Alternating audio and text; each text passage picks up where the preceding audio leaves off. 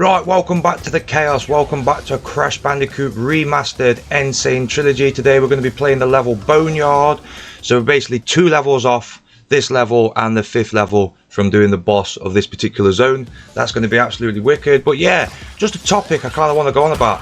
These old school games, albeit a remaster, they're just brilliant, you know what I mean? There was hardware sort of restrictions back in the day, so there wasn't really, you know, mad focus on the graphics. It was literally on having fun and the gameplay, which I think a lot of sort of games are missing out on these days. Simplicity. It's as simple as that. They go overboard with the graphics. I mean, I'm not a graphics man. I want a good game to play, you know what I mean? Like this. You can't beat Crash Bandicoot. OG, simple platformer, spin, slide, collect boxes, collect fruit, level up your lives, you know what I mean? It's just absolutely fantastic. Simple, but the best kind of gaming. That's what it's all about, honestly. I mean, look at the old original games, Tetris, Pac-Man, things like that. You can't beat it. And then all of a sudden we've gone into this era with just modern technology, battle passes, things like that, where companies just want to keep raking the money in. So there's not that much heart that goes into it, unfortunately. And I've noticed as well, it's almost like they release games unfinished and then bring almost DLC packs out, and then you've got to pay more money for basically a full game.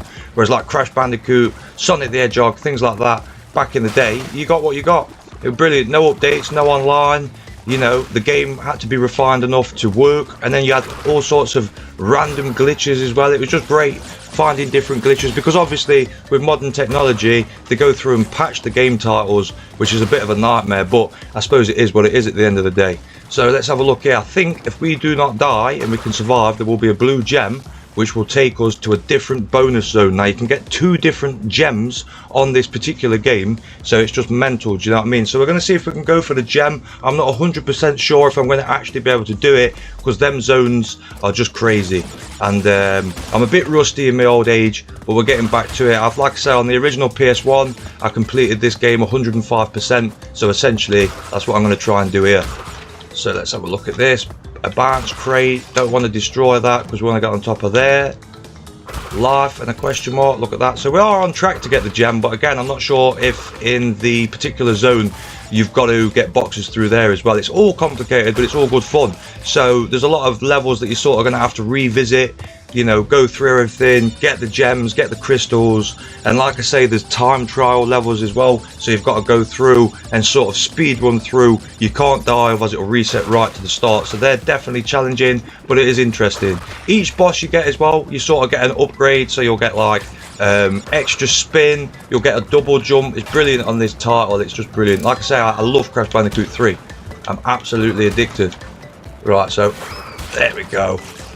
Jump and a spin gets you a little bit more elevation, just in case you do miss them. So there are little tips and tricks where you can sort of, you know, go through and get things if you destroy certain crates, but it's not, you know, it's not perfect, so you have got to be careful. There are some instances where you can sort of destroy crates and then you're screwed. There's sort of no way to go back and get them, especially on these levels. So this is like the old Boulder Dash level from Crash Bandicoot 1 and 2, except they've replaced it with a animal, sort of a Jurassic being. Got to get out of here quick. But the older levels, sometimes the boulders could sort of smash the boxes too. There we go, first death, but you get it all with bend, you know what I mean? I'm not going to edit this out, we're just going to smash through and see what we can do. But yeah, there's so much to these games, so much to them. It's crazy, that's why I love them. Let's see if it destroys that crate. So I think that does count, but there are a few crates here that if you do miss them, the sort of dinosaur, the boulder, won't get them. Just got to speed things up a little bit. Oh, I'm sure this is the end of the level as well. I'm almost certain of it. It was as well. So I didn't see a blue gem, which I usually thought you got from not dying. There might be a specific thing, or you might have to sort of get the blue gem from a different level to then return. I think that's what that is. To get the blue gem, you've got to go through an entire level without getting any crates, which I find is really fascinating. So again, there's different parameters. It's more so on sort of Crash Bandicoot 2 where they introduced that, which I think is brilliant. Let's got to concentrate here. Oh, I got the gem as well. Gem and crystal, look at that, that's absolutely bang on. So let's go to the warp room. I don't know if we're going to have sort of a little cutscene or anything like that, so we'll just see before we end the video. But yeah, that smashed it. So I am going to have to return with a different crystal from a different level to be able to go to the bonus zone to get the secondary crystal for this map. I know it sounds crazy, but that's what you've got to do. Absolutely fantastic. We smashed that crystal and gem. Thank you everyone for watching. We're smashing out Crash Bandicoot. That's what it's all about. Everyone have a banging day for me, and I'll see you in the next video.